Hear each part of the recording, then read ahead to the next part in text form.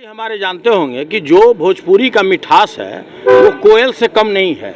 आज मैथिली भाषा का जो लोग बोलता है कि बिहार में बहुत मीठा है, क्या भाई? तो मैथिली भाषा है, भोजपुरी है। और आपको जानकर आश्चर्य होगा कि पूरे देश में 6 करोड़ लोग भोजपुरी बोलते हैं पूरे भारत में, और पूरे विश्व में 25 करोड़। आज भारत से ज़्यादा उसको महत्ता दिया गया है मॉरिशस में, सूरीनाम में, फिजी में, त्रिनिदाद में। मतलब आप समझिए कि जिस तरह का लोकप्रियता भोजपुरी का बढ़ता जा रहा है, और स्थिति क्या बनते जा रहा है कि आज जैसे ही कोई भोजपुरी गीत का बात करता है तो उसको महसूस होता है कि इससे अच्छा है कि आप पोर्न फिल्म देख लीजिए, आप कोई भी आप गाना का बात कर लीजिए।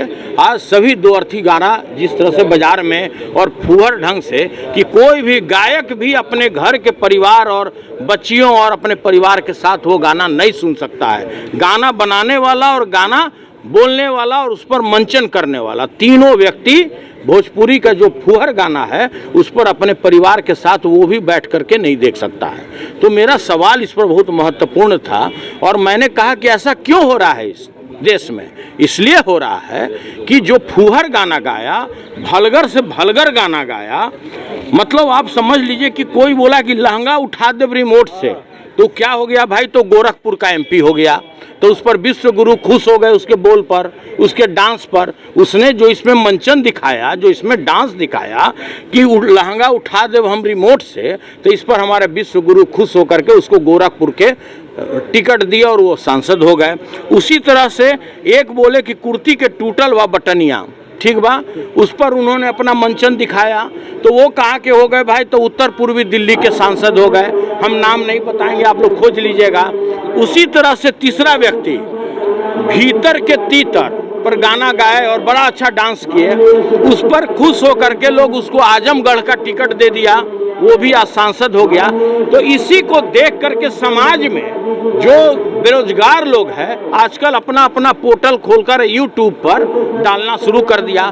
तो मेरा यह कहना था कि भाई अगर इस तरह का फुहर गाना बन रहा है तो एक रेगुलेटरी अथॉरिटी बना दीजिए कि वो जांच करने के बाद ही इस तरह का गाना भोजपुरी का, ताकि जो हमारा बिहार का सभ्यता और संस्कृति है, जो राजा भोज के टाइम का यह भोजपुरी बनाया हुआ भोजपुर का है, जिसकी अपनी परंपरा है, अपना उसका मिठास है, वो बरकरार रहे।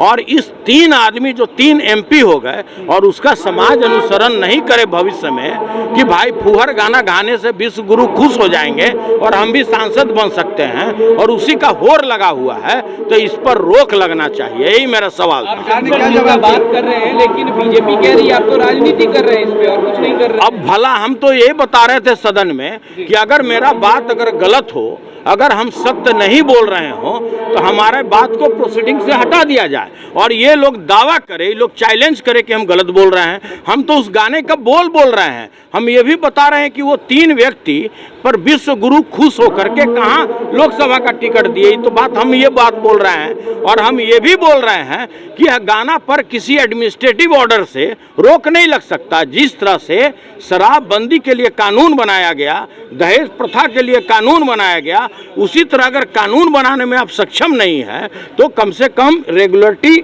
इसका एक अथॉरिटी बन जाना चाहिए कि जो कोई भी गाना कोई अगर यूट्यूब पे डालता है, सार्वजनिक करता है, उसको बजाता है, तो पहले उसको टेस्टिंग होना चाहिए कि उसमें दो अर्थी कोई फुहर गाना है कि नहीं। सरकार ने क्या जवाब दिया? देखिए, सरकार का तो जवाब भाई इसके लिए हमने गृह विभाग ने एक पत्र निर्गत कर दिया, उस पर कार्रवाई भी हो रही है। उसका तो वही अपना घिसा पीटा जो सवाल होता है और जवाब होता है अपना दिया।